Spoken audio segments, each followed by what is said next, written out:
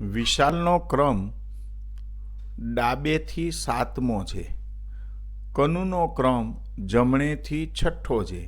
કુલ વિદ્યાર્થીની સંખ્યા 10 છે. બાળકોની સંખ્યા 10. એટલે 1 2 3 4 5 6 7 8 9 અને 10 છે. એમાંથી વિશાલ કેટલામાં ક્રમે છે? 7માં. તો આ 1 2 3 4 5 6 અને 7 આ વિશાલભાઈ આ ક્રમે છે. વિશાલ. કનુ છે એ જમણોથી છઠ્ઠો ક્રમ, એટલે 1 2 3 4 5 અને 6 આ કનુ છે એ આ જગ્યાએ છે. તો બંને વચ્ચે કેટલા વિદ્યાર્થી હશે? આ બેની વચ્ચે કેટલા વિદ્યાર્થી છે? આની નાની વચ્ચે 1. ઓપ્શન નંબર એ 1. ત્યાર પછીનો દાખલો છે કે રમેશની આગળ 7 બાળકો છે. એટલે આ રમેશ છે, એની આગળ કેટલા બાળકો છે? 7. અને પાછળ કેટલા બાળકો છે? 10. તો કુલ બાળકોની સંખ્યા કેટલી હશે? તો 7 ને 1 8, 8 ને 10 18. કુલ બાળકોની સંખ્યા કેટલી હશે? 18. મિત્તલનો આગળથી અને પાછળથી 16મો ક્રમ છે. તો શું કરવાનું? 16 વત્તા 16. એટલે 16 ને 16 કેટલા થયા? 32. એમાંથી 1 બાદ કરવાનો. તો 32માંથી 1 જાય તો 31. તો કુલ સંખ્યા બાળકોની કેટલી હશે? 31. ઓપ્શન નંબર બી 31 હશે.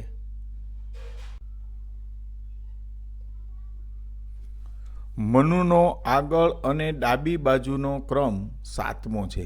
આ માનો કે મનુ છે એ 7મા ક્રમે છે. તો આગળ કેટલા હોય? 6. જમણી બાજુથી 9મો ક્રમ છે. આ 9મો છે. તો હવે અહીં કેટલા બાકી હોય? 8. તો કુલ કેટલી સંખ્યા હશે? તો 6 ને 1 7, 7 ને 8 15. કુલ સંખ્યા ઓપ્શન એ 15 હશે. રમેશનો આગળથી 9મો ક્રમ છે. આ માનો કે આ ભાઈ રમેશ છે, એનો આગળથી 9મો ક્રમ છે. તો આગળ કેટલા વિદ્યાર્થી હશે? 8. અને પાછળથી 12મો ક્રમ છે. તો આ એક તો પોતે છે જ 12મો, પાછળ કેટલા હશે? 11. તો જુઓ 8 ને 1 9, 9 ને 11 20. કુલ વિદ્યાર્થી કેટલા છે? 20. હવે શું કે છે? આગળ અને પાછળથી 2 બાળકો નીકળી જાય, બે બાજુથી 2 વયા ગયા. તો 2 ને 2 કેટલા ગયા? 4. તો 20માંથી 4 બાદ કરો તો કુલ કેટલા બાળકો હશે? 20માંથી 4 જાય તો કુલ કેટલા બાળકો હશે? 16. ઓપ્શન નંબર એ.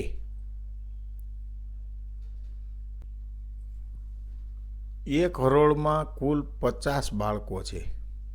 મનુનો આગળથી 21મો ક્રમ છે. કુલ વિદ્યાર્થી કેટલા છે? 50. એમાંથી મનુનો ક્રમ કેટલામો છે? 21મો. તો કેટલા વિદ્યાર્થી પાછળની લાઈનમાં કેટલા હશે? તો કે 29. હવે એમાંથી કનુનો 11મો ક્રમ છે. તો આમાંથી 11 બાદ કરો. 29માંથી 11 જાય તો કેટલા વધે? 9માંથી 1 જાય તો 8 અને 2માંથી 1 જાય તો 1. આ બંને વચ્ચે કેટલા વિદ્યાર્થીઓ હશે? 18 વિદ્યાર્થીઓ હશે. વિપુલનો ડાબી બાજુથી 8મો ક્રમ છે. જમણી બાજુથી 12મો ક્રમ છે. એટલે 12 ને 8 20. એમાંથી 2 બાજુ એક ક્રમ આવ્યો એટલે 1 બાદ કરવો પડે. જો આ બાજુથી 8મો, આ બાજુથી 12મો, એટલે 20માંથી 1 જાય એટલે 19. હવે શું કહે છે? હરોળમાં 25 સ્ટુડન્ટ કરવા હોય તો કેટલા બાળકો ઉમેરવા પડે? 19માં કેટલા ઉમેરીએ તો 25 થાય? તો કે 6. એટલે 19માં 6 ઉમેરો એટલે 19 ને 6 25. એટલે ઓપ્શન નંબર બી છે એ આપણો સાચો જવાબ થશે.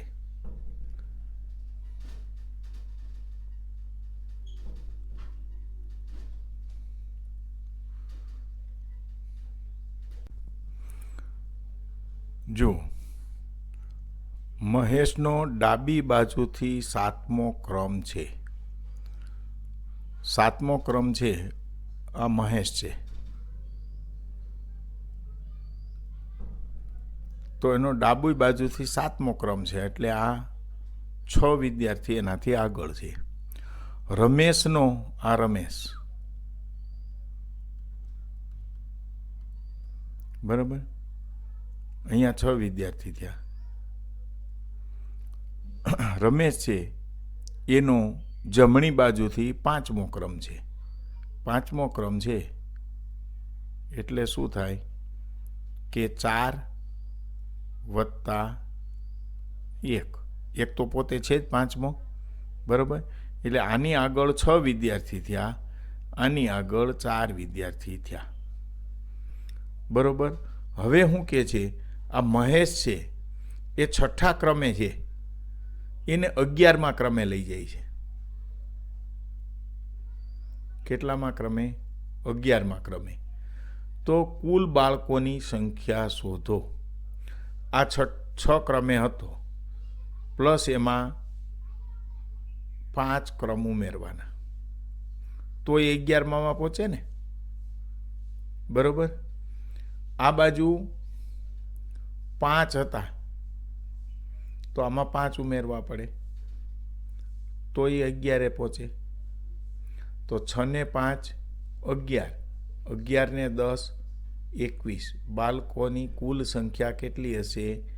21. જો એમ ન કરવું હોય, સીધું જોવું હોય તો આનો મહેશનો ક્રમ કેટલામો છે? તો કે 11મો. આ મહેશ છે તો 11મો ક્રમ છે તો આ બાજુ કેટલા સ્ટુડન્ટ હોય? 10. આ બાજુ પણ સ્ટુડન્ટ કેટલા હોય? તો કે 10. કારણ કે તોય બે બાજુ તો 11મો થયો ને, તો 10 ને 11 ને 10 21 સ્ટુડન્ટ હોય. ઓપ્શન નંબર ડી આવશે. તમારો જવાબ ડી, ઓપ્શન નંબર 21 આવશે. લીમડાની એક હરોળમાં એક લીમડો છે એ ડાબી બાજુથી 8મું સ્થાન છે, જમણી બાજુથી 6ઠું સ્થાન છે.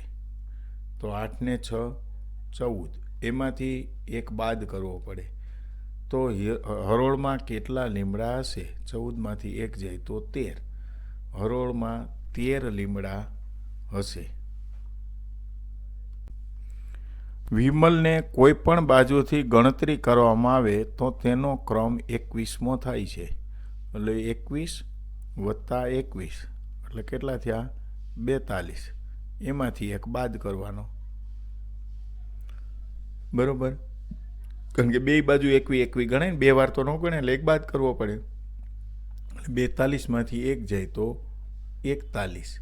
ઓપ્શન નંબર બી છે એ આપણો જવાબ સાચો છે. આ પણ એ ટાઈપનો દાખલો છે.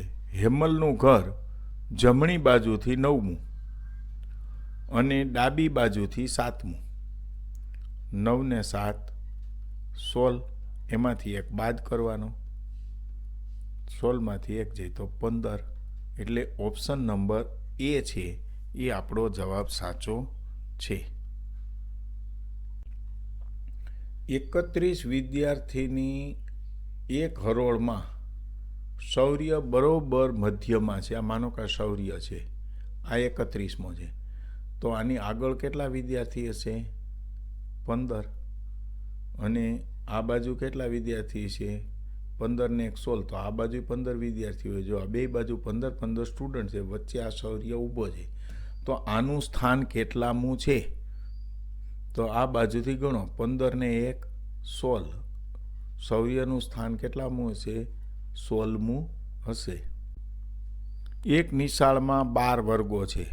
1 2 3 4 5 6 7 8 9 10 11 ને 12. એમાં વિયોમને શરૂઆતથી છઠ્ઠા ક્રમે 1 2 3 4 5 ને 6 આ ક્લાસ વિયોમનો છે. તો પાછળથી કેટલામો ક્રમ હોય? 1 2 3 4 5 6 અને 7મો ક્રમ હોય. Option number B. જુઓ તો એક લાઈનથી 17મા ક્રમે છે. તે લાઈનમાં કુલ 51 વ્યક્તિઓ હોય તો પાછળથી ગણતા તેનો ક્રમ કેટલામો થાય? કુલ વ્યક્તિ કેટલી છે? 51. બરાબર. એમાંથી આ ત છે એ કેટલામાં સ્થાને છે? તો કે 17મા સ્થાને. બરાબર. તો એની પાછળ કેટલા વ્યક્તિ હોય? આ 17 આમાંથી જાય એટલે વચ્ચે 11માંથી 7 જાય તો 4 અને 4માંથી 1 જાય તો 34. પણ આની પાછળ 34 વિદ્યાર્થી છે. બરાબર.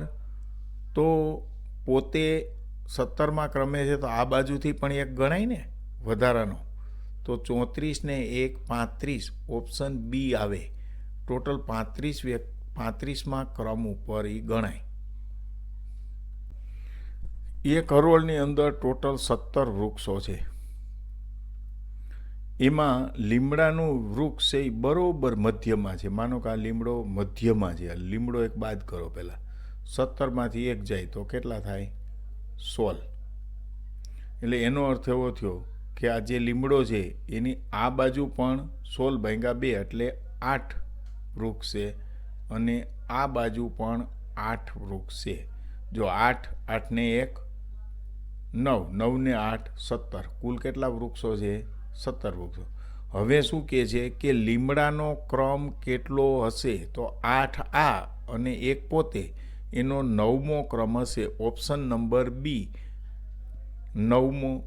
9મા ક્રમે હશે.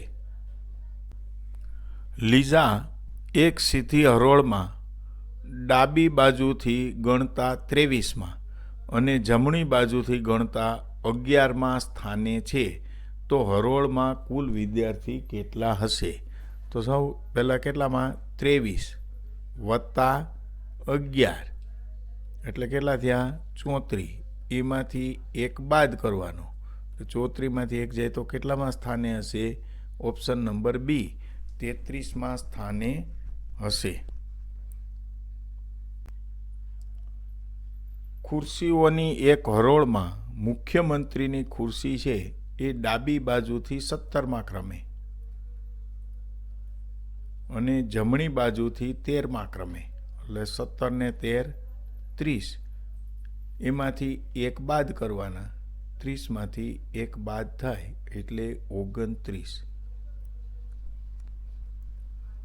તો હરોળમાં કુલ કેટલી ખુરશીઓ હશે? અહીં 17 ને 7મા ક્રમે છે.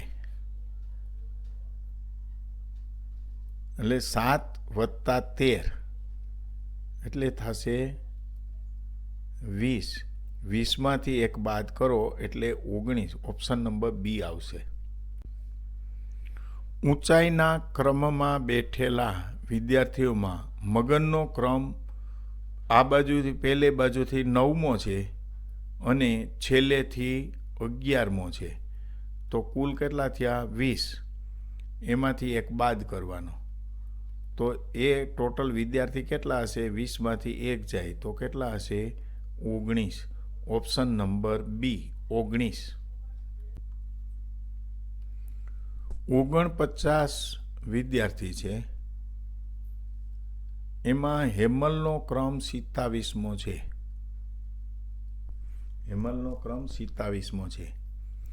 તો છેલ્લેથી તેનો ક્રમ કેટલામો હશે? 49માંથી 27 બાદ કરો એટલે થાય 22. એની પાછળ કેટલા વિદ્યાર્થી છે? 22. પણ પોતાનો ક્રમ જોતો હોય તો વત્તા 1 કરવા પડે ને. તો 22 ને 1 23. પાછળથી જો જોવે તો હેમલનો ક્રમ 23મો હશે. વિપુલ એક હરોળમાં ઊભો છે.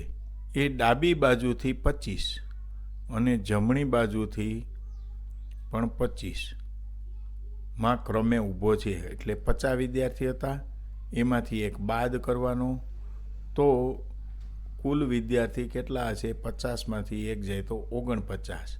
ઓપ્શન નંબર એ. મયુર એક હરોળમાં ઊભો છે. જો આગળ અને પાછળથી તેનો ક્રમ નંબર 13 છે, તો 13 વત્તા 13 એટલે 13 ને 13 26. એમાંથી આપણે એક બાદ કરવાનો, કારણ કે બે બાજુથી 13મો ક્રમ ગણ્યો છે. એટલે કુલ વિદ્યાર્થીની સંખ્યા કેટલી હશે? 25. Option number B. એક હરોળમાં 15 વિદ્યાર્થી છે. 1 2 3 4 5 6 7 8 9 10 11 12 13 14 અને 15 વિદ્યાર્થી છે.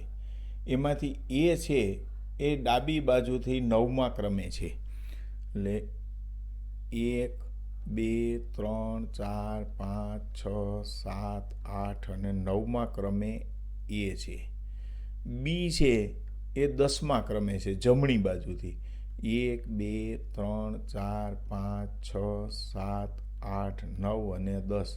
આ 10મા ક્રમે બી છે અને આ ક્રમે એ છે. તો વચ્ચે કેટલા વિદ્યાર્થી હશે? કેટલા વિદ્યાર્થી હશે? 2. Option number B. એકદમ સહેલો પ્રશ્ન છે. 15 પગથિયા છે, એમાંથી આ મુકેશભાઈ છે એ 6ઠા પગથિયે ઊભા છે. 15માં 6 બાદ ગયા એટલે પાછળ વધ્યા 9. હવે એને કેટલા પગથિયા ઉતરવા પડશે? ઓપ્શન નંબર બી, 9 પગથિયા ઉતરવા પડશે. એક લાઇનની અંદર 9 બાળકો છે. 1 2 3 4 5 6 7 8 ને 9. એમાંથી વિજયનો ક્રમ 5મો છે, મધ્યમાં છે, એટલે 9 છે. એટલે 1 2 3 ને 4. બરાબર? તો અહીંયા વિજય હોય. આ બાજુ 4 વિદ્યાર્થી છે. 1 2 3 ને 4. તો વિજયનો ક્રમ કેટલામો થયો હોય? 5મો ક્રમ હશે. જુઓ, એક હરોળમાં 19 બાળકો છે. એમાં હરેશ આગળથી ક્રમ 3જો છે. આ હરેશ છે, 3જા ક્રમે. તો આગળ કેટલા વિદ્યાર્થી હોય? તો 2. બરાબર ને? આગળ 2 હોય તો આ ભાઈ 3જો થાય ને. તો પાછળથી કેટલા વિદ્યાર્થી હોય? અહીં આ 3જા ક્રમે છે, તો હવે એની પાછળ કેટલા વિદ્યાર્થી હોય? 16. એટલે 16 અને 3 16 અને 3ની આ એક જ ગણાય ને. એટલે 16 ને 1 17મા ક્રમે હશે. એક હરોળમાં વર્ષાનો આગળથી 15મો ક્રમ છે અને પાછળથી 7મો ક્રમ છે. તો હરોળમાં કેટલા વિદ્યાર્થી હશે? 22માંથી એક બાદ કરવાનો. કેટલા વિદ્યાર્થી હશે? 21. ઓપ્શન નંબર એ. આયુષનો આગળથી અને પાછળથી ક્રમ 9મો છે. આ આયુષ છે. તો એની આગળ કેટલા વિદ્યાર્થી હોય? આ 9મો છે તો 8. પાછળથી 9મો છે તો ત્યાં કેટલા વિદ્યાર્થી હોય? 8. બરાબર? તો કુલ વિદ્યાર્થી કે 20 બાળકો કરવા હોય તો કેટલા વિદ્યાર્થી ઉમેરવા પડે? તો 8, 8 ને 1 9, 9 ને 8 17. હવે કેટલા ઉમેરીએ તો 20 બાળકો થાય? તો કે 3. તો 20 સ્ટુડન્ટ થાય. તો 3 નામનો ઓપ્શન બી છે. એક ઘરની હરોળમાં 9 ઘર છે. એમાંથી મહેશનું ઘર છે એ 5મા ક્રમે છે. તો એની આગળ કેટલા ઘર હોય? કેટલા હોય? 9માંથી 5 જાય તો 4. Option number B. જો ચોપડીમાં તમારે આડાવાળા ઓપ્શન હોય તો તમારે જ્યાં 4 લખેલા થાય એની ઉપર જ ક્લિક કરજો. નરેશને એક હરોળમાં મિડલમાં ઊભો રાખ્યો છે. અને એનો ક્રમ 7 છે, એટલે એનો અર્થ એવો થયો કે એની આગળ 6 જણા છે અને પાછળથી પણ ક્રમ 7 થાય છે, તો પાછળ પણ કેટલા જણા હોય? 6. તો કુલ વિદ્યાર્થીની સંખ્યા કેટલી હશે? તો 6 ને 1 7, 7 ને 6 13. ઓપ્શન નંબર એ. આ ચેપ્ટરનો છેલ્લો દાખલો છે કે એક હરોળમાં 17 બાળકો છે. રમેશનો આગળથી 4થો ક્રમ છે, નરેશનો પાછળથી 9મો ક્રમ છે. તો રમેશ અને નરેશ વચ્ચે કેટલા બાળકો હશે? 17 કરો. 1 2 3 4 5 6 7 8 9 10 11 12 13 14 15 16 અને 17. હવે આ 17 બાળકો થઈ ગયા. એમાં રમેશનો 4થો ક્રમ છે. આ પહેલો, બીજો, ત્રીજો અને 4થો આ ક્રમ છે ને એ રમેશનો. નરેશનો પાછળથી 9મો ક્રમ છે, એટલે 1 2 3 4 5 6 7 8 અને 9 આ છે ને નરેશનો ક્રમ છે. તો આ બંને વચ્ચે કેટલા બાળકો હશે? 1 2 3 અને 4. આ બંને વચ્ચે બી એટલે કે 4 વિદ્યાર્થીઓ હશે. આ જે ટાઈપ થયેલા છે એ બધા એઆઈની મદદથી ટાઈપ થયા છે, એટલે એ લોકોએ ઓપ્શન છે ને આવી રીતે ક્રમમાં ગોઠવીને આપ્યા હોય, એટલે મોટે ભાગે એ અને બી ઓપ્શન આવતા હોય છે. પણ તમને જે સાથે જે પુસ્તિકા આપેલી છે એમાં આમાં સ્પષ્ટ કહી છે કે બી બરાબર 4. તો એમાં જે 4 આવતો હોય ને એ ક્રમ ઉપર તમારે ટીક કરવાની છે. આ ચેપ્ટર અહીં સમાપ્ત થાય છે.